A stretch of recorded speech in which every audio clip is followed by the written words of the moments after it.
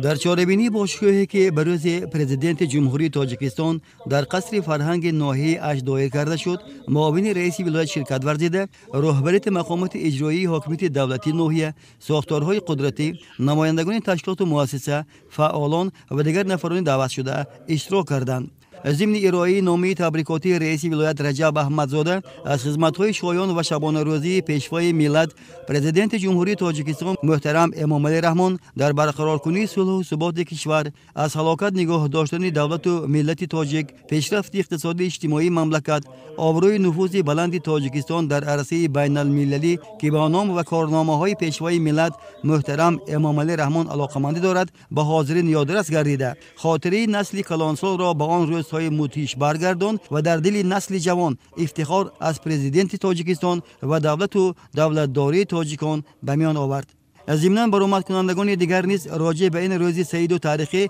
به حاضرین معلومات کافی دادند. قید گردید که روز پرزیدنت جمهوری تاجیکستان این جشن دولتی و رمز احترام به سیاست خردمندانه، دولتسازی استوار و رشد همه‌جانبه تاجیکستان در زبان صاحب استقلالی است. در خاتمه این چاره‌بینی تنتنوی برنامه با شکوه کنسرتی دایر کرده شده در وصف پرزیدنت، وطن، صلح و ثبات، دوستی و یکدیگر فهمی و وحدت ملی، سرود و ترانه و رقص‌های جالب پیشکش حاضرین گردانیده شد.